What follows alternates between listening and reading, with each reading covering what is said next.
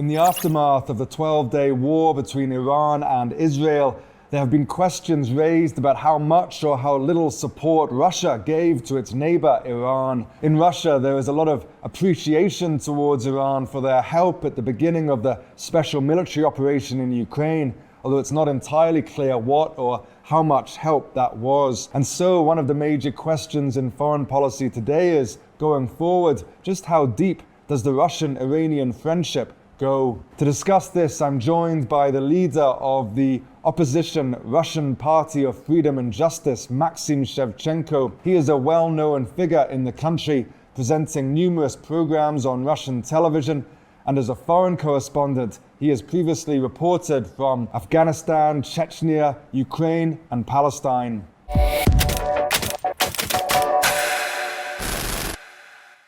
Maxim, thank you for joining me. I understand you've reported quite extensively from Israel and Palestine in the past. Have you been shocked about what's happened in Gaza these last 2 years?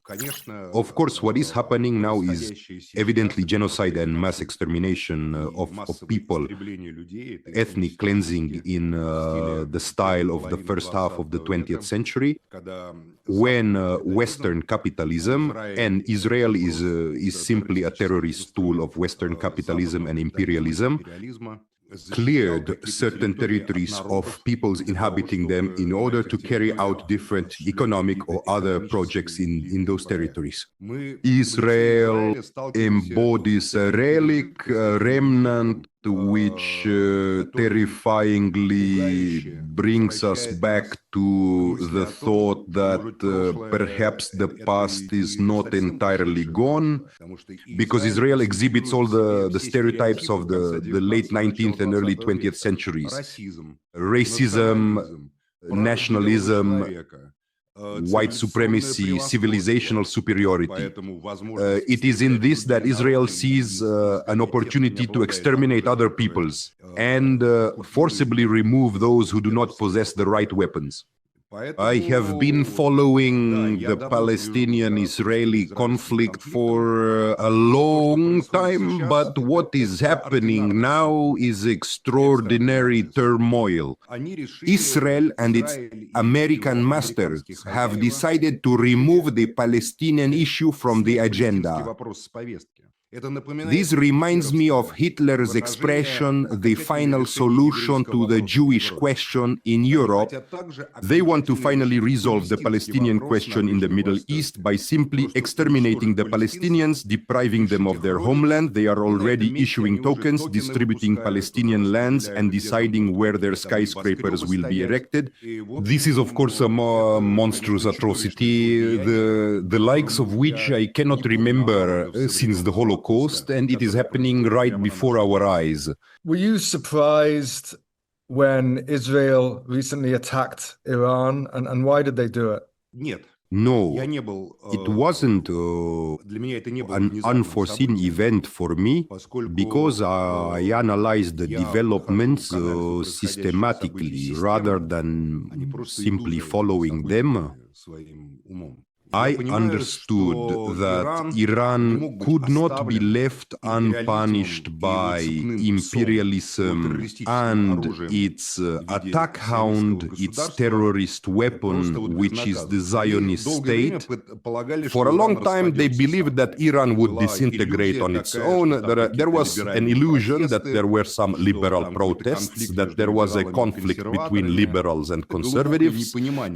This is a profound misunderstanding of the nature of Iran, Iranian society, and the discord between Azerbaijanis, Kurds, Persians, Arabs, and Baluchis.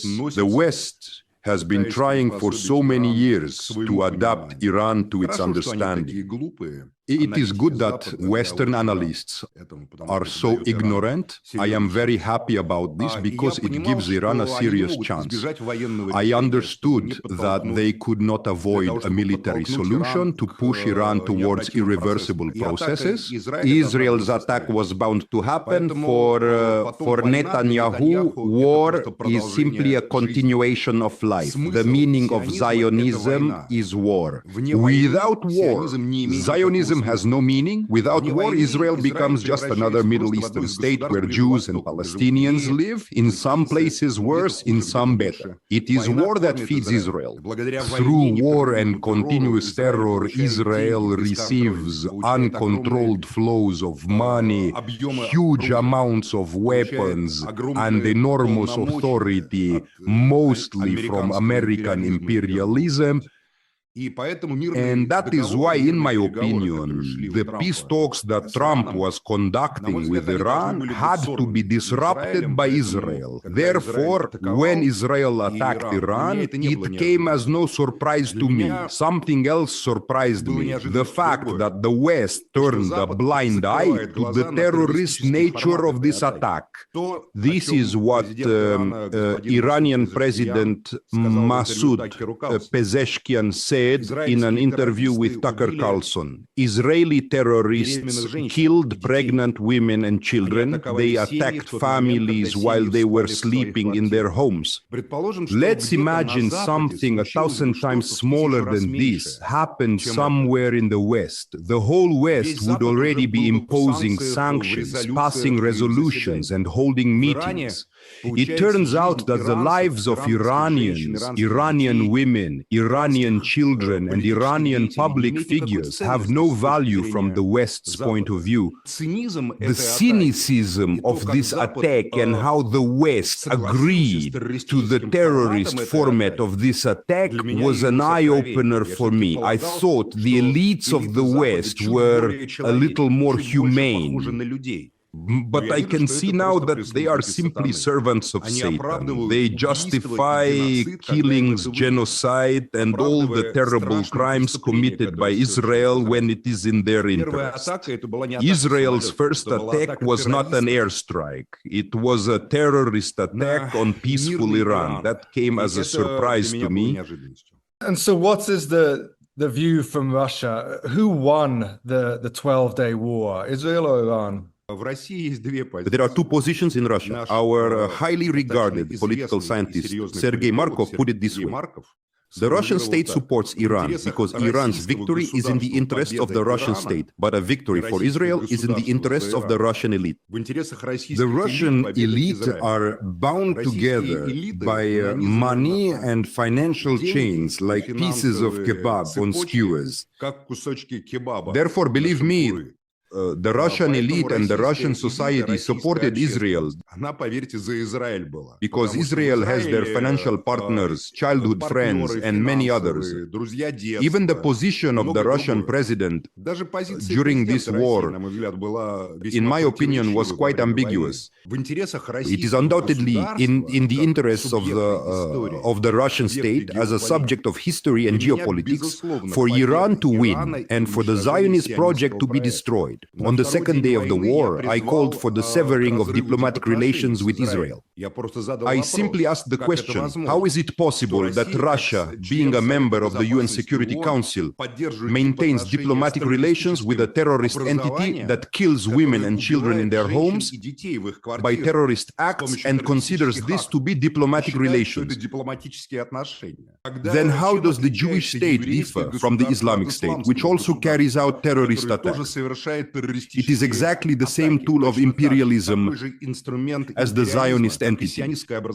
Therefore, I personally believe that Iran has undoubtedly won because all the goals set by the Zionists and their accomplices, namely the weakening of the Iranian regime and the destruction of the Iranian state, have not been achieved. Most importantly, Netanyahu himself openly stated this in his speech when he made promises to the Iranians on the second day and said, "Woman, freedom, life." But the Iranians can decide about their women, decide what freedom is, and they can do it themselves. They also know perfectly well what life is.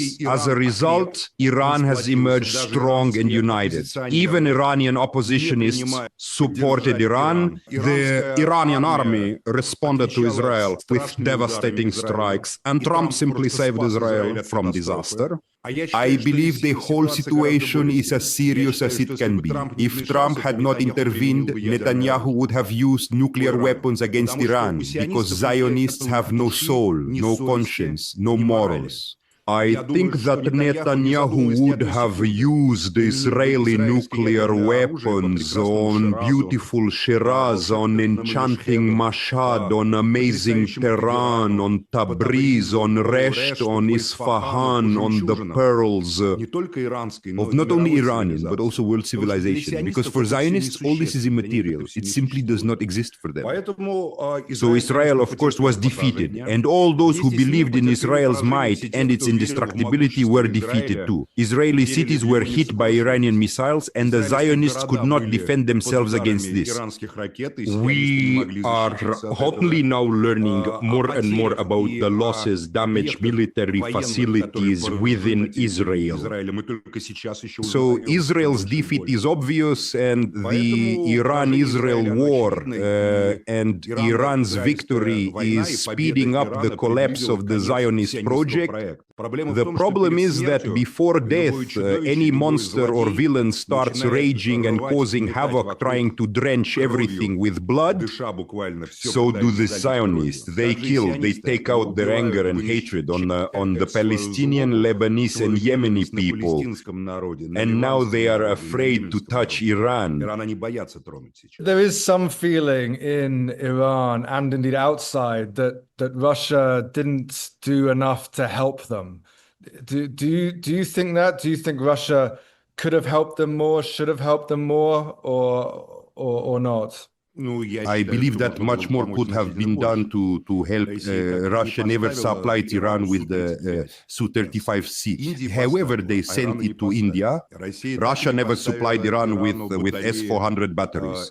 The Iranians also faced a situation in Syria where Russian S-400s seem to be standing there.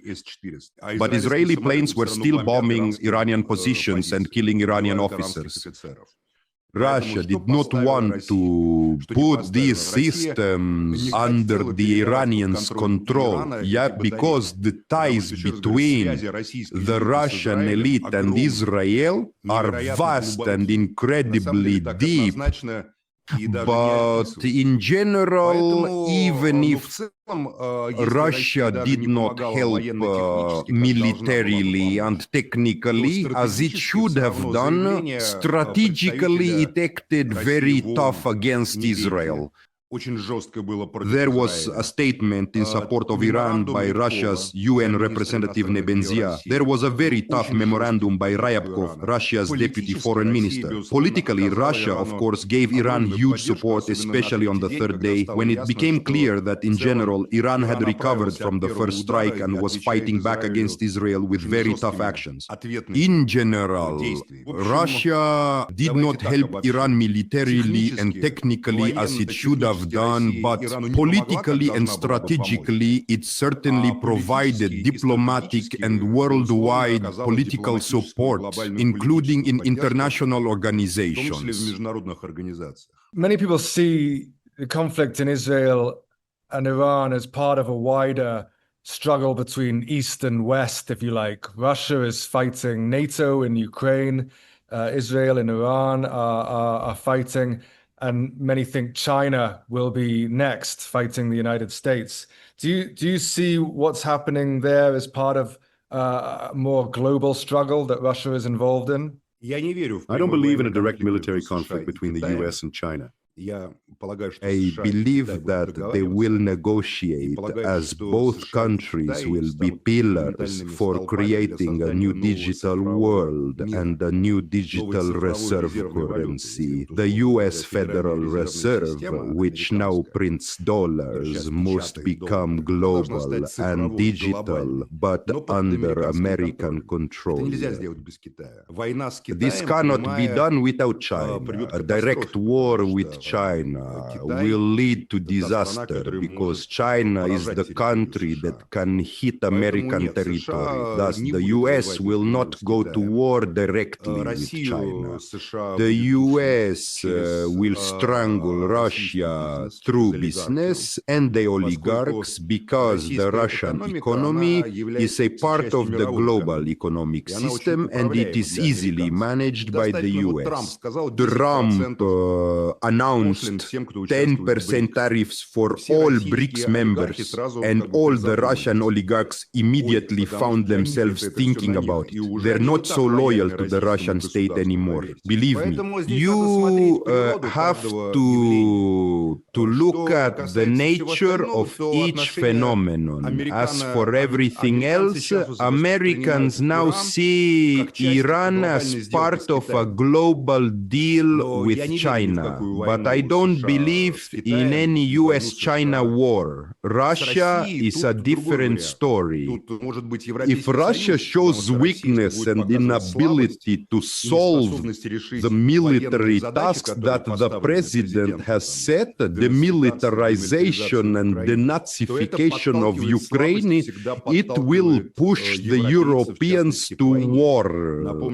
Let me remind you that Hitler attacked the Soviet Union as a result of the Soviet-Finnish War, which the Nazis considered the Soviet Union's weakness in the war with Little Finland. Same here.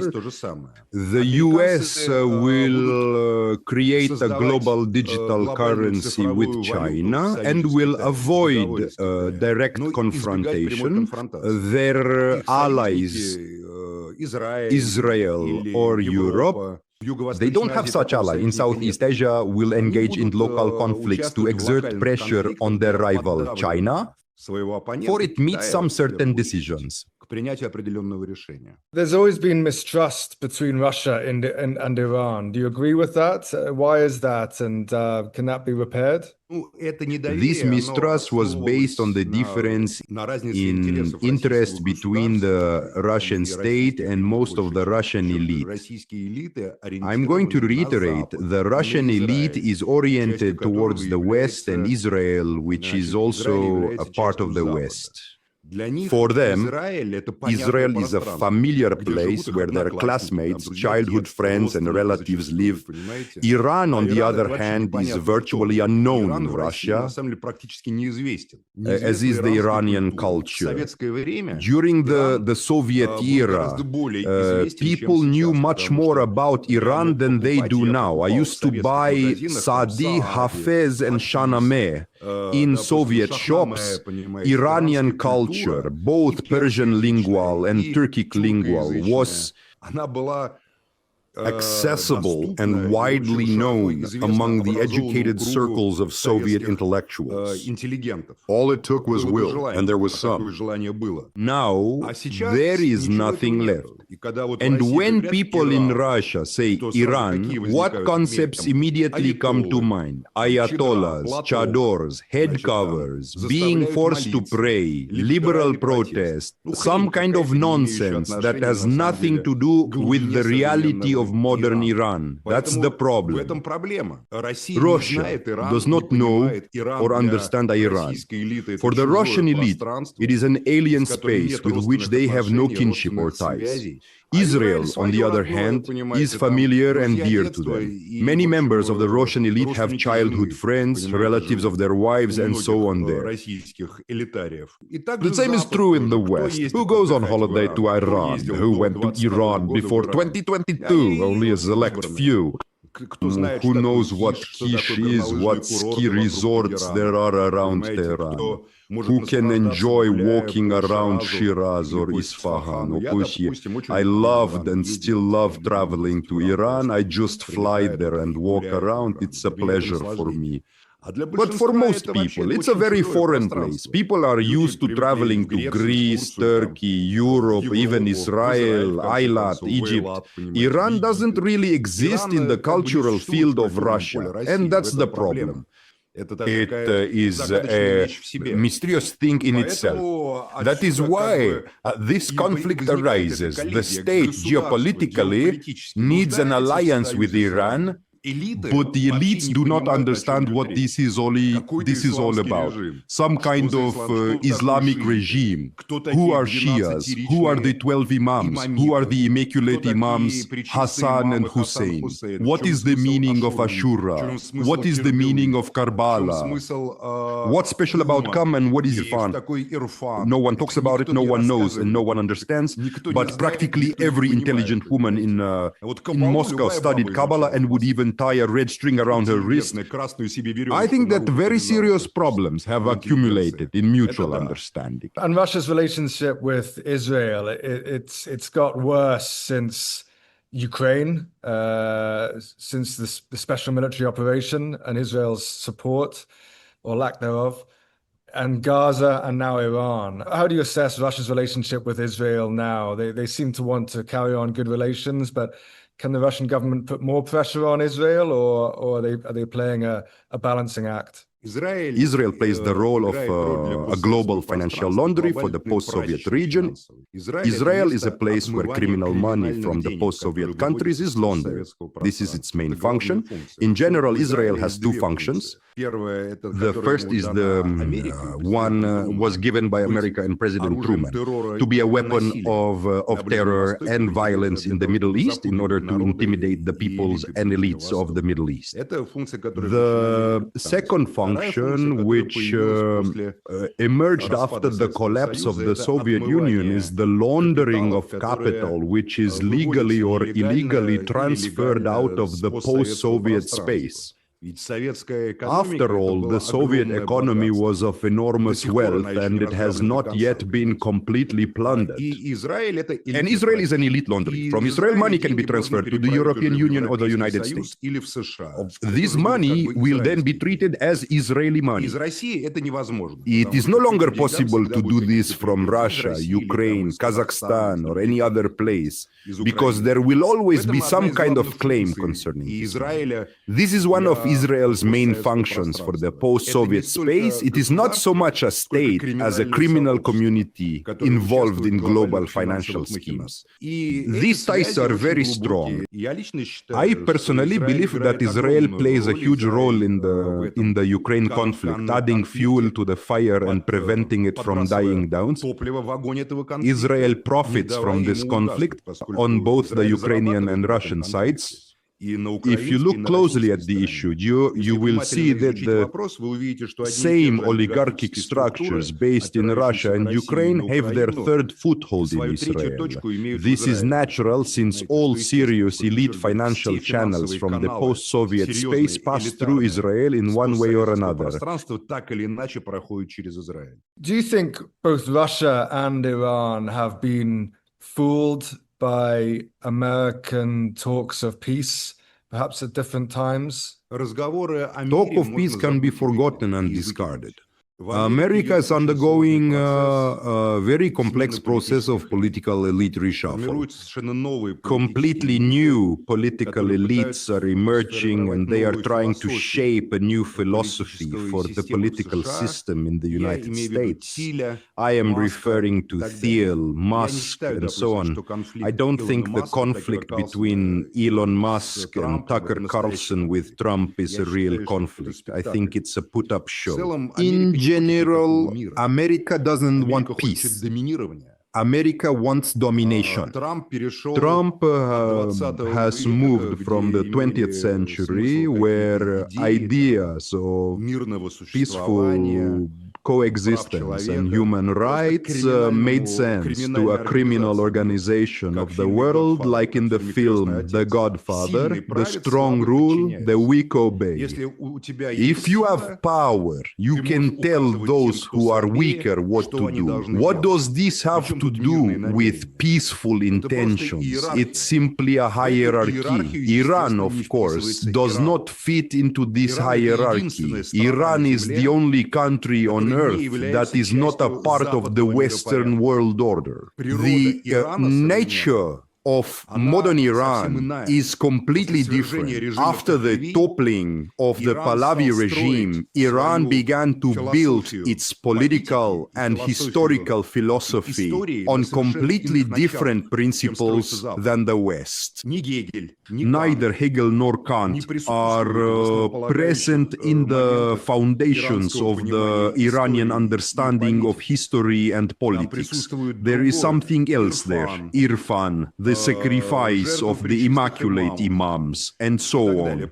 Therefore, I do not believe in any speculation about peace. I know that the West, and Trump in particular, can only recognize force if you can hit them where it hurts.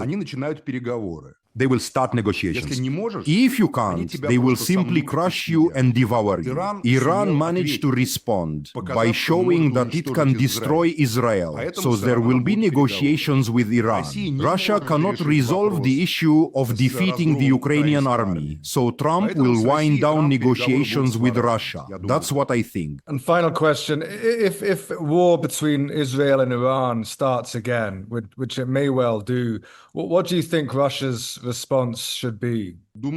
I don't think that will happen. Israel has suffered very heavy losses, and what happened was extremely unanticipated for Israel. Firstly, Israel has lost its intelligence network, which it had been building up for years, perhaps even decades in Iran. If the Iranians complete their purge within Iran and eliminate the entire intelligence network, then this will be an even more serious outcome of the war than the missiles that hit Israel.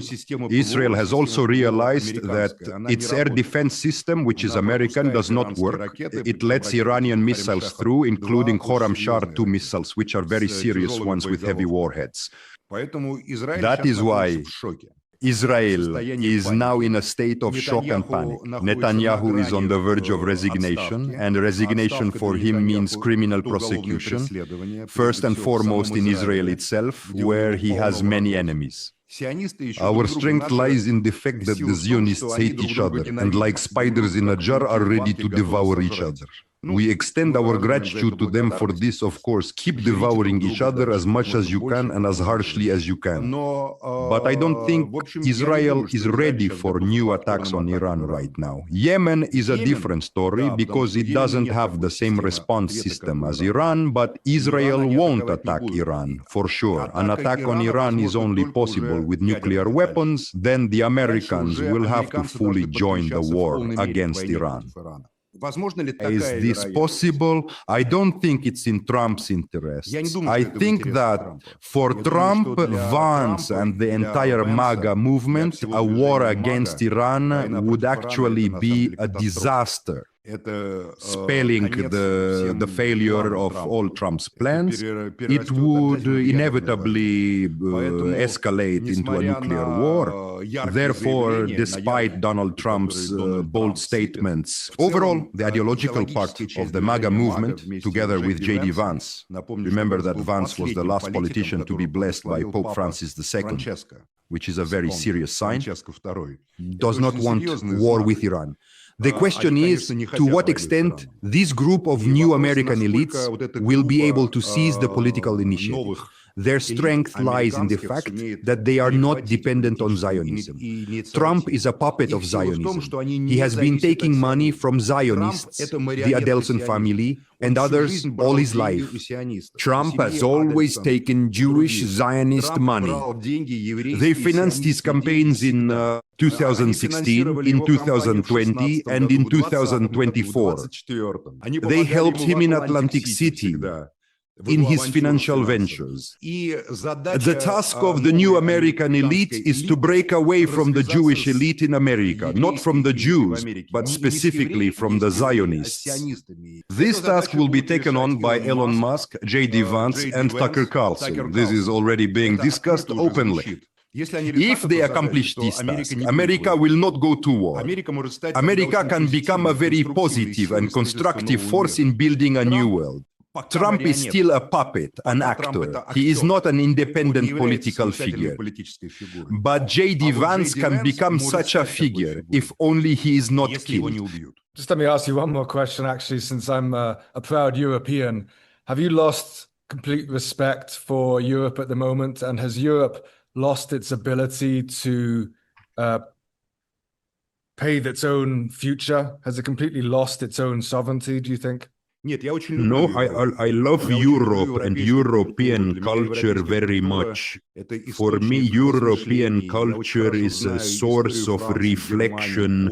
I know the history of France, Germany, Poland, Italy, Spain, of course, Greece and England very well. I always find it interesting. Europe is a boundless thriller for me. I simply do not associate the liberal elites of modern Europe with Europe as a whole. They are a product of 20th century European history, which is coming to an end. One way or another, the struggle in Europe between the patriots, who are often called nationalists or right-wingers, which is not an accurate name. They are not nationalists, they are patriots, and liberals who are driven by the speculative ideas of the 20th century will intensify.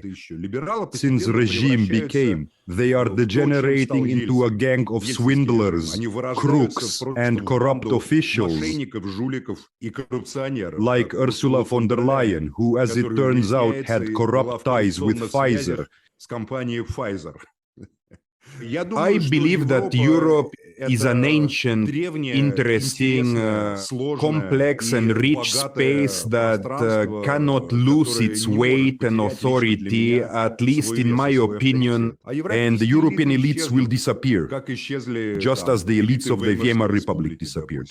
Political crises are a normal state of affairs in Europe. That is why I am optimistic about the future of Europe.